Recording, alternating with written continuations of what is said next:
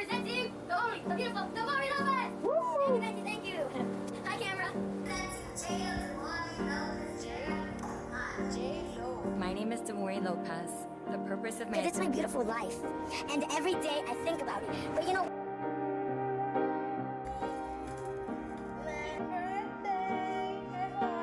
Oye, more para.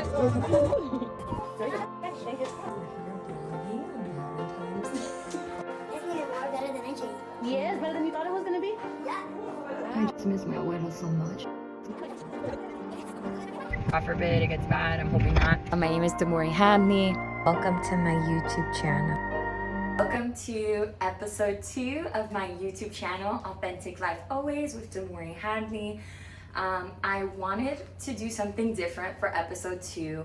I expressed to you guys that I'm going to be doing a universal content, very diverse, and one of the things that I really wanted to do was do interviews. And who better than my first interview ever to be with my amazing husband, Javon Hadley.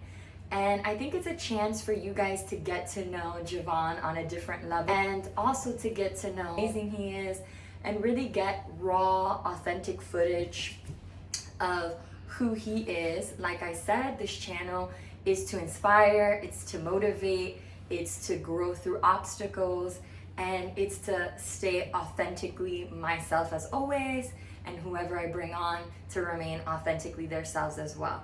So welcome and thank you for tuning in to my episode 2 of Authentic Life Always. So hi. How you doing? What's up? So state your name for the record for the people who don't know who you are. My name's Javon Hadley Okay, perfect. And where are you from? from Miami, Florida. Okay, Javon. And please tell the people what your childhood was like growing up. My childhood was pretty good, you know. Grew up with a lot of brothers, a lot of friends. Played football in the streets, you know, Miami growing up in the early 2000s and the 2010s, you know, nothing but football, fun, and, you know, just being a kid. Okay. And who was your role model growing up and why? Role model was my grandfather, Paul Jones, because he just, you know, he showed me how to overcome my fears at a young age. He showed me that, you know, a man is supposed to protect his house and, you know, provide. You know, he just showed me things that a young boy should know at a young age. And what was high school and college like for you? High school was great, you know, played football, had a lot of D1 offers, you know, had a lot of friends, you know, went to parties, hanging out, met you in high school. Yeah, just great high school. High school was great. College was great. Went to UConn, played Division I football, cornerback, had an amazing time. Okay, and why UConn? Let's let the people know, why did you choose the University of Connecticut? How did that opportunity arise? I think that's really important and is a really big part of your life and your foundation. So why did you choose the University of Connecticut? Did you have other options? And how did that opportunity arise? For the people who don't understand sports and scholarships and the life of an athlete, and you know, Division I sports, please explain that if you can. All right, so I chose the University of Connecticut. I went to UConn because I wanted to get away from southern, you know, Florida. I just wanted to try new things. When I went on a visit, you know, with snow on the ground, I just loved the atmosphere. It's a Nike school. I was a Nike guy. It was just a beautiful campus. You know, I saw deer. I saw, you know, what you call it, groundhogs and things like that. So it was just a change of scenery, mountains, and I just wanted to get away. And it was just a, you know, a nice change. I had a lot of D1 offers, probably over 20 offers. But I really, you know, just fell in love with UConn, the opportunities, the coaching. I was recruited by Paul Pasqualoni. He was a legendary NFL coach, you know, yeah. So it was just a great opportunity. Did you ever want to go to the NFL? Please describe to the people, did you ever want to play in the NFL? Was that your long-term goal and plan? Because a lot of people who play Division I sports, right, football players, people assume, right, that Yeah. they just want to go to the NFL right after graduating from a D1 school and getting a scholarship and all that. So I want to hear from you, and the people want to hear from you. Yeah. Did you always want to go to the NFL? Nah, not really. Hell to the no, no. You know, I said I started playing football at the age of 4, but I always in the back of my head, as I got older, once I started seeing the politics behind football and how much time it really took me away from, like, I guess you would say, my family and just my free time, not because of, you know, I want to be selfish or anything, but I just like, you know, spending more time with family, spending more time with friends. And then football was very taxing on my body. Like I said, I wasn't the biggest guy, but I was very fast, very strong. But I always, you know, was very physical. So I put my body on the line and I played very physical. So it also led to many injuries. And I never saw myself going to the NFL playing long term at all. I just wanted to go D1 so I could have a full scholarship and have an amazing experience. And I actually didn't play my senior year. I actually just graduated early, my junior year, never played my senior year, and I just left. It was a big thing.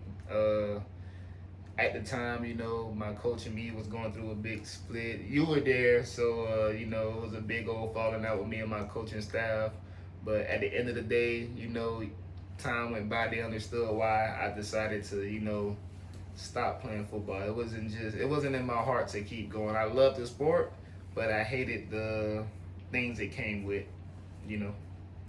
Okay, and that's a very strong opinion, right? That's a strong belief.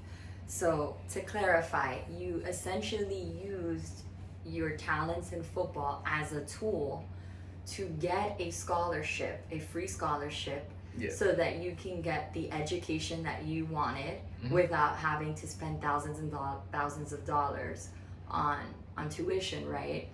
So at a very young age, you had a very succinct goal, very clear-headed, right? Not many kids in high school think, oh, you know, I have a talent, you know, I don't necessarily want to pursue it in a professional level. I love it, but I can utilize it for bigger and better things. And to have that frame of thinking at such a young age and utilize your talent to take you to, not only is it a D1 school, but it's a very good school education-wise. It's hard to get into the University of Connecticut. You have to have grades. You have to, you know, make a certain score and testing and things like that. So your goal was always to use your athletic talents to get a free education. Another reason why I chose University of Connecticut. UConn is a very academic, prestigious school. So scholarship from UConn goes a long way. For the people who might misconstrue what it means to get a D1 scholarship, it's not just about athletic talent, right? Right? Correct me if I'm wrong. You have to have certain grades.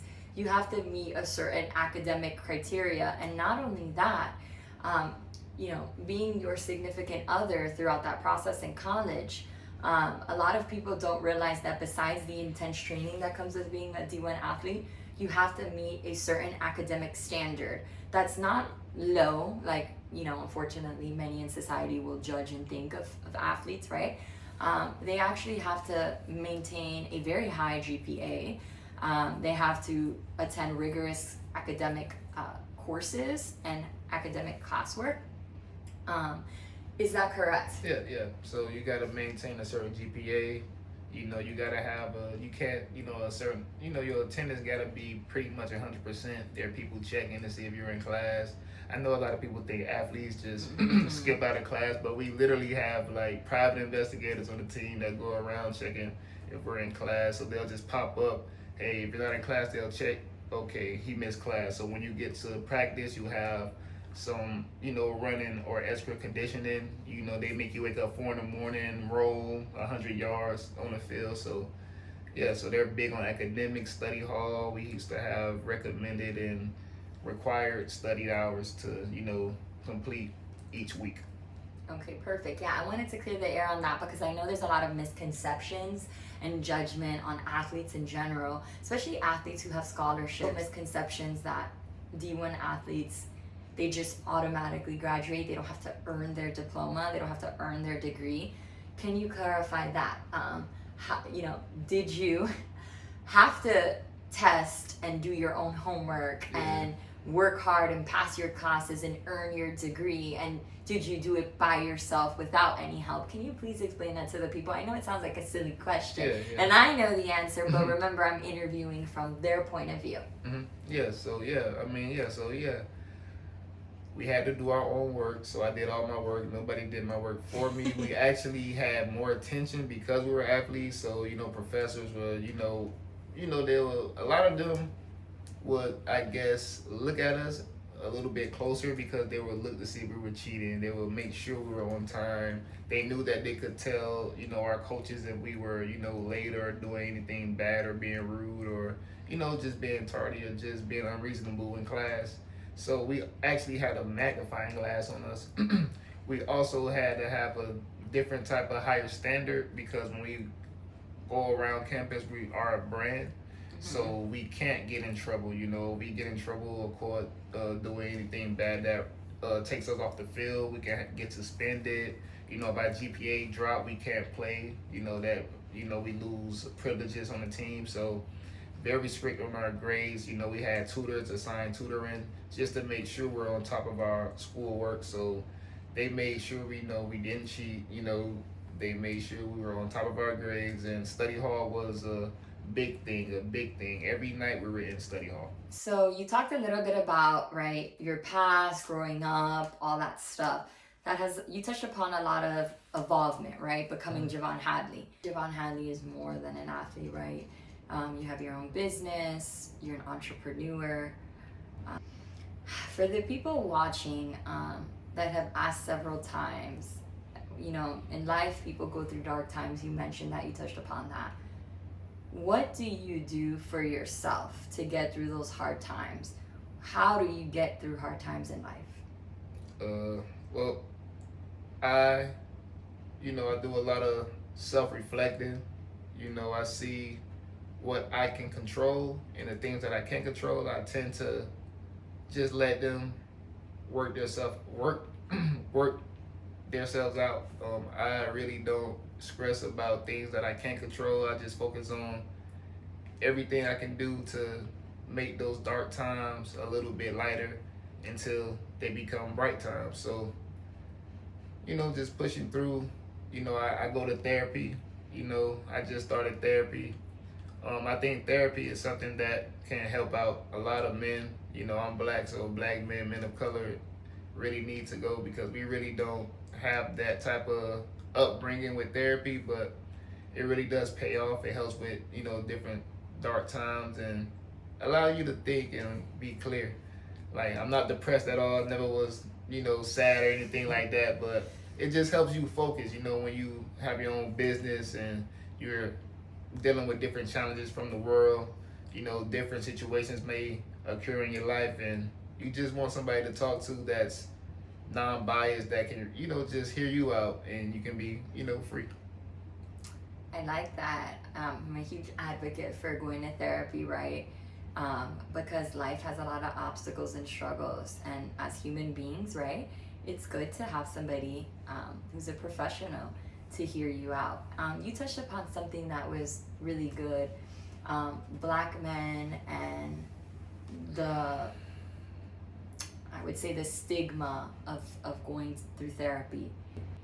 What is it like, right? Because I'm not a man and I'm not a black man, right?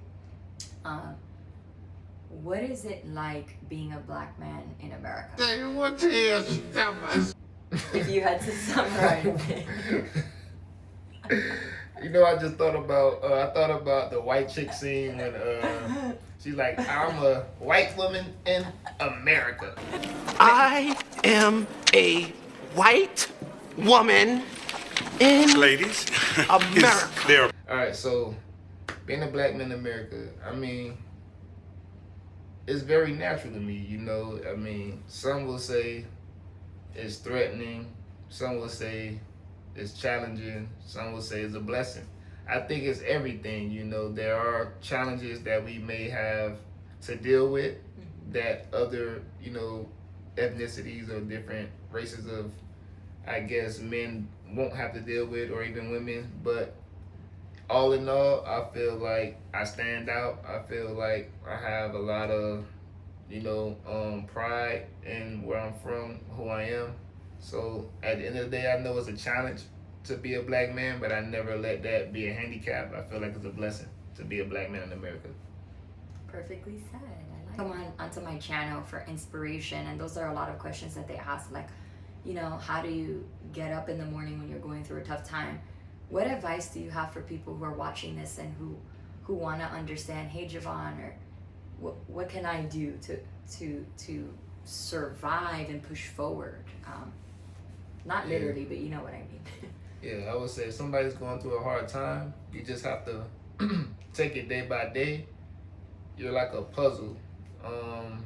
You have to figure out what matches your energy. So you just have to try different things. Like if you're inside a lot, say if you work in an office and your job has you down, try to take more walks outside. Try to work out more. Try to, you know, go on hikes, ride a bike, get some sun, change your diet.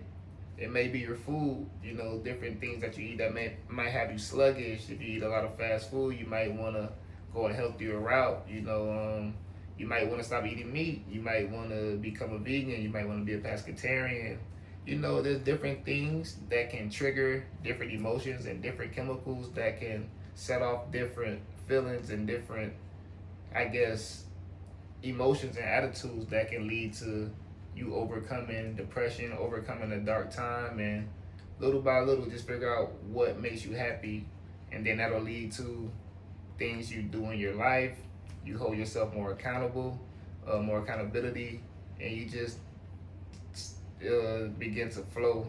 Jobs, business, family, it all starts within yourself. So when you are more healthy, you are, you know, physically and mentally better.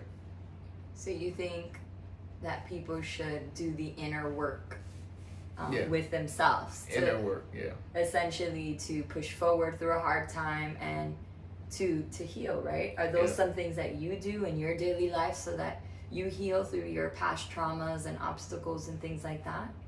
So I work out, I go outside, I get sun if I'm feeling down.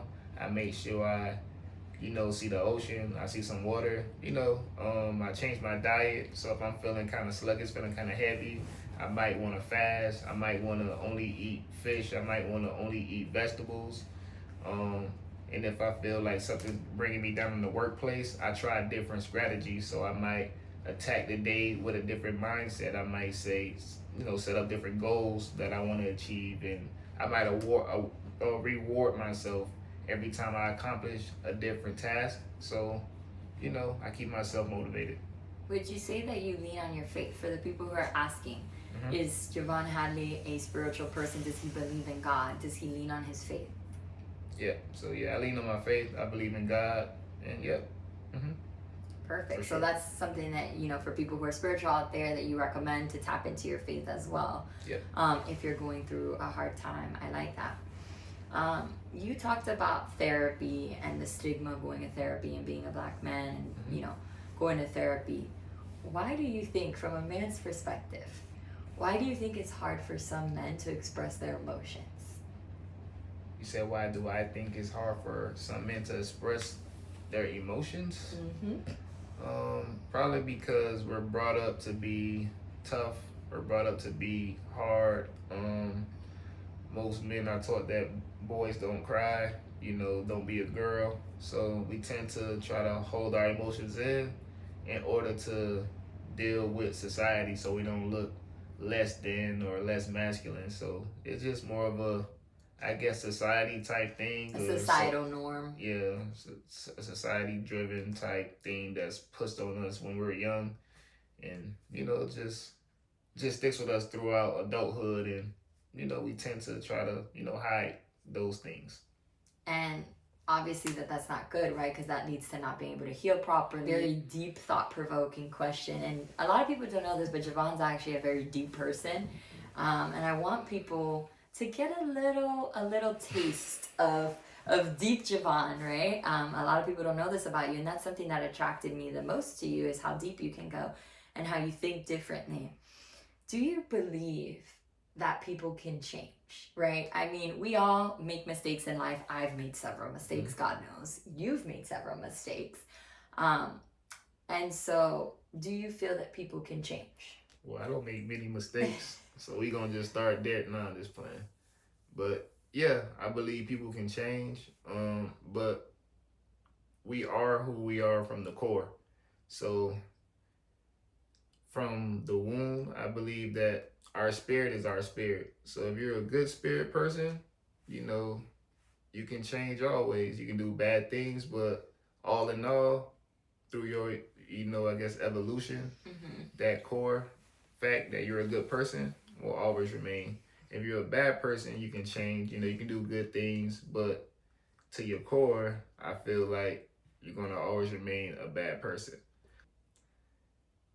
Yes, I believe you can change based off of, you know, different things. For instance, somebody can be in a bad situation at a young age. They can be 5 years old, placed in a bad situation, but in the core, they're a good person. But from a young age, they're doing bad things. But there may be something that happens in their life where it's a switch comes on, boom. They see an old lady gives them a cookie or something. They're like, whoa, there are good people in the world, and now that inner person shines, and now that bad person looks like a good person, but in reality, he was always a good person. But to the outer world, we see him as a changed person. A bad person can be in a good state all their life, live a good life, act good, and then boom, something can happen, and that seemingly good person, in their core, that bad person comes out. So they might be somebody that's very controlling. Even though they lived a good life, they seem to be a good person, but as they reached adulthood, something happened to them where boom, I like to do bad things, and they just become a bad person. So it looks like they changed, but all in all, if you understand what I'm saying, I don't want to, you know, go on a rant, but yeah, I guess in a way you can change, but your core is your core. So you believe people can change. Do you think people are born into this world with something called their core, right? Their spirit, their personality, right? And you obviously believe that your environment and your experiences in your childhood can affect who you are as a person. Do you believe you have to want to change to change? Yes, you have to want to change to change. But like I said, your core is your core. So that is something that we all have to deal with. But yeah, it starts with yourself. Okay. We all must make mistakes growing up in life, right? And we have to grow through those mistakes and acknowledge where we might have went wrong. Would you say you're a person that acknowledges your own flaws or your past flaws? And what do you do to improve as an individual? Yes, so, yep. So my mistakes, if I make a mistake personally, so I acknowledge everything I do. If I understand exactly what I did wrong, I could, you know, figure out how I can improve. You know, like I said, I go to therapy. I talk to family members, and all in all, if I'm wrong, I'm wrong at the end of the day. So I have no problem changing, or I guess adjusting, adapting to any situation when I'm in the wrong, or if I make a mistake. And I think that's important, right? Because if as to grow and to evolve as adults, you're really big on getting better. That's one thing that attracted me to you, that you're always trying to do things to better yourself constantly. A lot of people ask, like, how have you guys been together so long? How do you last? How do you go through tough times and stay through the darkest of times? Keep on rolling. Yeah! So it's just a bond, it's an energy. So it's not a word, it's not a certain description.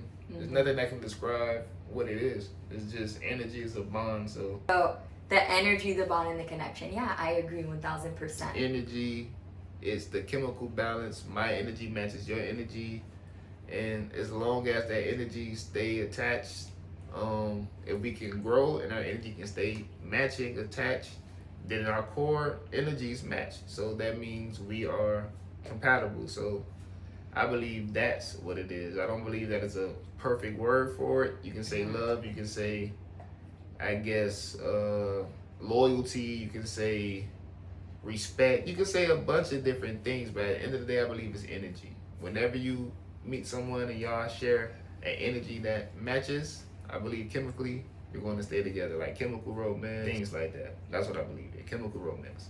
Yeah, I think we have a good bond. Yeah. We're bonded and connected, and I think that's important. So yeah, thank you for coming to my first interview. Thank you for joining the YouTube channel. Thank you for being amazing and answering authentically. Is there anything before we close out that you want the people to know? That I haven't asked you? Nah, I just want y'all to know that I'll try to be better with social media. I'll try to be better with YouTube or whatever. Awkward right now, but I'll be better. I'll be more natural. I'm just not used to, being on camera. No, neither am I. But I think you did amazing. I think this is what the people want. It's natural, and we're excited. Thank you guys. Appreciate Have you. a good day.